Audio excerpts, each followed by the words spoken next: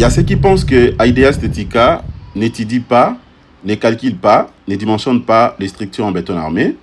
Cela est faux.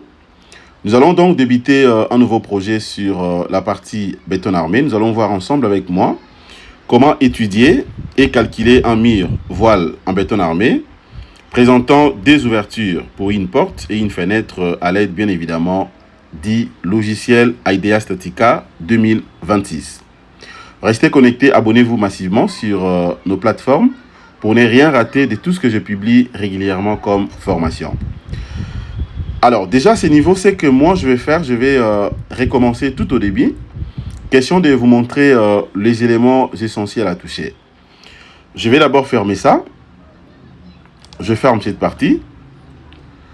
Ensuite, je peux également fermer l'autre. Voilà, donc je peux fermer ça à partir d'ici. Ça aussi, je ferme. Je relance les logiciels. Je relance. Voilà, ça c'est l'interface d'entrée de notre logiciel. Alors, étant donné que je vais travailler sur la partie béton armé, donc je suis ici, je vais faire une étude, comme je viens de dire, et calcul d'un mur voile en béton armé. Et donc, je viens sur l'élément détail. Le détail en béton armé. Je vais cliquer et je patiente. Je vais patienter. Voilà, je vais voir ce que le logiciel va me proposer comme détail. Voilà. À ce niveau, je peux faire les choix comme je viens de dire. Mais alors, j'aimerais faire une parenthèse, question de vous expliquer un point. Les amis, j'aimerais que nous puissions d'abord comprendre la différence qui existe entre un mur voile et un mur rideau. Déjà, ce qu'il faut comprendre, c'est que moi, je suis en train de faire ici, c'est une étude et calcul d'un mur voile et non un mur rideau. Pourquoi je l'ai dit? Parce qu'en réalité, un mur voile, c'est déjà en béton armé, c'est donc un élément porteur du bâtiment. Et parmi ces caractéristiques, il faut noter qu'un mur voile, généralement, est réalisé en béton armé, comme je l'ai dit, et participe à la structure d'une manière générale. Donc, participe à la stabilité de l'ouvrage. Et reprend au même moment les charges verticales. Ça peut être le poids des planchers et autres, mais aussi aux efforts horizontaux comme vent, voire même séisme. Ça, c'est les murs voiles. Au-delà de ça également, il faut comprendre que le mur voile, en réalité, est utilisé dans un immeuble bien évidemment en béton. Ok? Un immeuble en béton armé, on peut utiliser un mur voile, mais aussi pour les cas des noyaux, comme les noyaux d'un escalier ou bien des ascenseurs. Alors, on parle souvent de voiles de contre-éventement. Pour les cas bien évidemment précis. On peut parler aussi des voiles de contre-éventement. Donc, déjà à ce niveau, vous allez comprendre que le mur voile, en réalité, c'est un élément porteur dans un bâtiment ou au niveau de la structure. Mais tandis que le mur rideau, alors, je rentre d'abord un tout petit peu sur le mur voile pour essayer un peu de bien expliquer ça. Comme je viens de dire, on parle souvent de voile de contre-éventement, donc c'est-à-dire que ça peut être dans les cas, je prends un exemple simple. Dans un immeuble R+10, le mur autour bien évidemment de la case d'escalier sont souvent des voiles. On utilise bien évidemment des voiles, ce qu'on appelle des murs voiles. Mais tandis que le mur rideau, on peut l'utiliser dans les cas des façades légères. Ok? Ce sont des éléments où c'est un élément non porteur. Un mur rideau n'est pas porteur. Mais tandis qu'un mur voile est porteur. Alors, les caractéristiques justement d'un mur rideau, c'est que généralement, ce mur est fixé à la structure, au niveau des poteaux, mais aussi au niveau des dalles. Et ne reprend aucune charge du bâtiment, sauf son poids propre, même aussi le poids, donc son poids propre par exemple, et aussi peut-être le vent qui souffle sur le mur rideau. Généralement, on peut les réaliser, ça peut être en verre, en aluminium aussi, utilisé pour les façades modernes, pour les cas des immeubles, des bureaux, des tours et tout ce qui va avec. Alors, les rôles majeurs d'un mur rideau, c'est beaucoup plus pour l'esthétique, isolation thermique, isolation acoustique aussi, et aussi pour la protection contre les intempéries. C'est là où on peut utiliser le mur rideau, à ne pas confondre. À ce niveau, c'est que moi, je suis en train d'étudier ici. Ce n'est pas un mur rideau, mais plutôt c'est un mur voile. Je ferme la parenthèse. Alors, maintenant, ce que moi, je vais faire ici, c'est quoi? J'ai 4 éléments ici. Premièrement, les types des modèles, la classe, la typologie et le paramètre. Au niveau des types de modèles, j'ai 2 éléments. Le modèle 2D et le modèle 3D. Vous voyez? Donc déjà à ce niveau, vous allez comprendre que je peux au même moment, voilà, donc calculer et dimensionner, voire même les semelles. Le cas d'une semelle isolée, les cas d'une semelle excentrée, le cas bien évidemment d'une semelle sous poteau et tout ce qui va avec. Donc on verra également comment dimensionner ça, donc comment étudier et calculer ce genre de projet du début jusqu'à la fin. À ce qui nous concerne, je viens sur les types des modèles 2D. Alors, la classe, je peux faire les choix, ça dépend. Voilà, ça dépend de la classe que moi, je vais étudier. Voilà, ça, c'est les cas d'un pont en caisson. OK, ça, c'est les cas d'équilé que je peux également exploiter ici. Mais moi, je vais d'abord travailler pour le mur voile ayant des ouvertures. Donc, je prends ces modèles. La typologie, je peux choisir. Ça sera, donc, je prends ça. Et après, je viens directement sur le paramètre. Je vais d'abord mettre les noms. Comme je viens de dire, donc, étude. Voilà, ce que je fais, c'est une étude. Donc, étude et calcul. Et calcul d'un mur voile en béton armé. Voilà, bien évidemment, ayant 2 ouvertures, comme je l'avais dit, porte et fenêtre. Mais je mets ça comme ça. Voilà, en béton armé. La description, je me dis, la description, elle est bien évidemment privée. La norme, voilà, donc il y en a plusieurs. Moi, je prends toujours HeroCode. Le béton, je vais travailler avec le béton C30, barre 37. Mais je peux également modifier. Donc, si je peux modifier, je peux changer. Je peux prendre 25-30. Voilà, je prends 25-30 par exemple et je confirme ça. Le type de ferraillage, je peux également modifier ici. Je vais prendre, oui, je laisse comme ça, B500, c'est bon. Voilà. Alors, ici, maintenant, ça concerne les éléments de la précontrainte. Précontrainte, ici, je peux faire les choix. C'est comme je l'avais dit, donc, je suis en train d'utiliser un élément précontraint. Et donc, je confirme ça. Le type de classe des boulons, tout ça, je laisse par défaut. L'enrobage, ça sera béton 20. Je vais augmenter un tout petit peu, je prends béton 25. L'arrondissement, ça sera métrique ou impérial. Je peux faire les choix, moi je prends métrique. Étant donné que tout est déjà bien paramétré, je vais cliquer sur créer. Je patiente. IDEA Statica va générer directement le projet. Voilà, téléchargement des données d'application. Je vais patienter. Voilà. Là, je viens d'obtenir en fait le mur voile avec les éléments que moi je viens d'insérer. Alors, à ce niveau ici, je peux voir quoi par exemple? Ici, c'est pour créer un nouveau projet. Ici, c'est pour enregistrer. Alors, déjà là, je peux paramétrer si je veux. Je peux également paramétrer. OK? Porter quelques corrections sur le paramétrage. Voilà, par exemple, modifier l'analyse de vérification, paramètres d'ancrage et tout ce qui va avec. Donc, je peux changer si je veux. Voilà, là, par exemple, vous avez l'analyse et vérification. OK, je peux paramétrer ça autrement. Paramètres d'ancrage, je peux également le faire. Optimiser ou optimisation de la typologie ou topologie. Voilà, le nombre de volumes calculés, je peux majorer. Voilà, donc ici, ça dépend. Paramètres de ferraillage, paramètres d'émaillage aussi, ainsi de suite. La norme, c'est HeroCode que je suis en train d'utiliser, la norme européenne. Voilà, donc, je peux confirmer ça comme paramètre par défaut. Voilà, donc déjà, c'était bon pour moi, je confirme. Et à part ça, je peux voir encore quoi ici. Hormis le paramétrage, je peux également afficher, par exemple, mes lignes de côte. Voilà, je peux afficher les lignes de côte si je veux. Mais aussi le bar d'armature. OK, je peux d'abord enlever ça. Comme ça, je pourrais soit afficher ça à la fin ou carrément, je peux cliquer là pour que ce soit affiché et évoluer directement. Voilà, sans plus tarder, nous allons aller directement droit au but. Donc, je viens là, je vais prendre élément. Élément, je clique sur l'élément. Ça me donne directement cet aperçu, le voile et l'ouverture.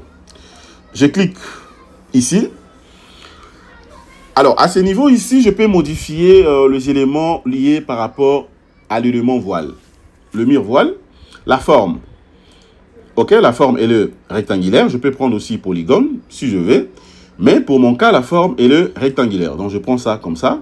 La longueur ici, je vais augmenter ça un tout petit peu. Je vais avoir une longueur de 7 mètres. La hauteur sous plancher, ça sera bien évidemment de combien? Je prends une hauteur justement de 3 mètres. C'est bon, considéré comme la hauteur sous plancher, 3 mètres.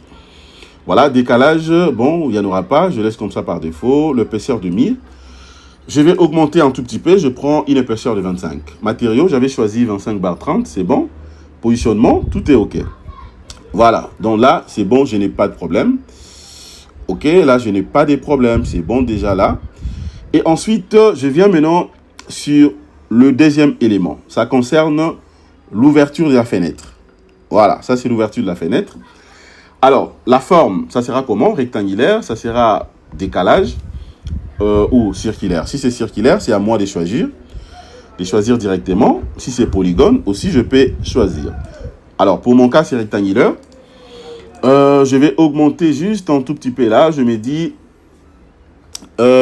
non, la longueur, ça sera combien? La longueur, je prends ça 2 mètres. Voilà, la longueur, je dis, ça sera de 2 mètres. Ok, je prends 2 mètres. Ok. Hauteur, ça sera de, bon, 1 mètre, c'est bon. Ok. Positionnement, partout là, ça c'est bon. Je n'ai aucun problème là-dessus. Je passe maintenant au niveau de la porte.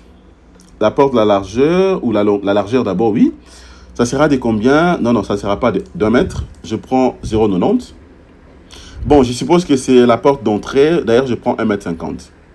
Avec des auvents, donc ça sera de 1,50 m. Voilà, c'est bon. À part ça, la hauteur, ici, je prends 3 mètres. Je prends 3 mètres. Non, je prends 2,10 m. Je prends 2,10 m. Voilà, 2,10 m.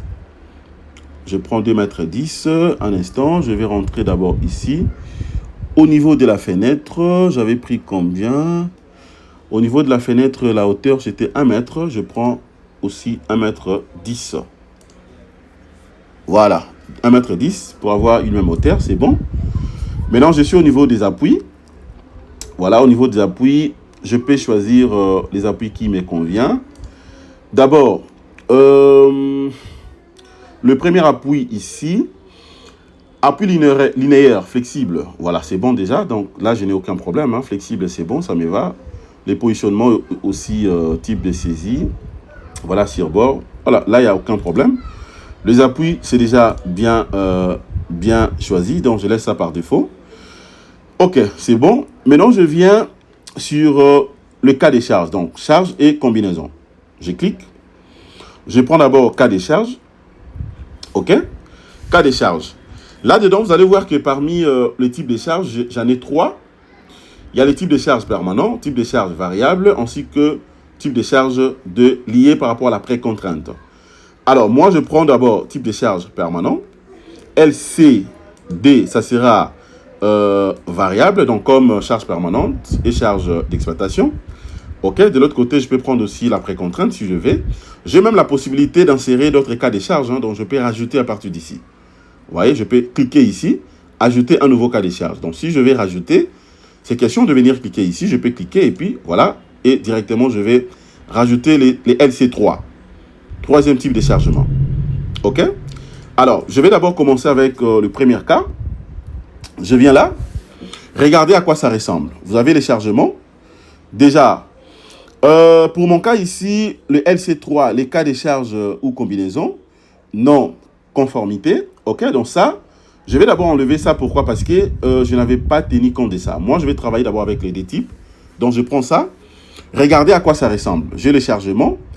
Mais non, c'est à moi de porter quelques modifications.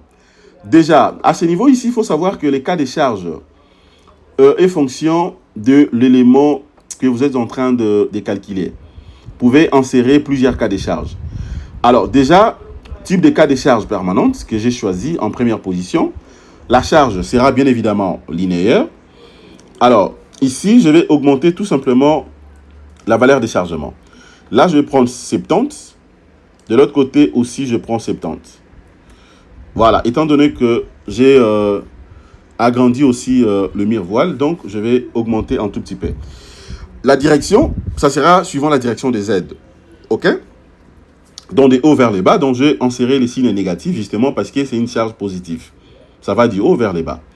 À ne pas confondre parce que beaucoup de gens peuvent commettre cette erreur. C'est déjà bon. Voilà. Et puis, positionnement. Là, tout est OK. Je n'ai aucun problème là-dessus. Je prends maintenant le deuxième cas de charge, LCD. Voilà. LCD, ici, ça sera combien? La valeur que moi, je vais prendre ici. Je laisse 50, 50, c'est bon. OK. Cette fois-ci, ça sera une charge variable. Donc, c'est comme une charge d'exploitation.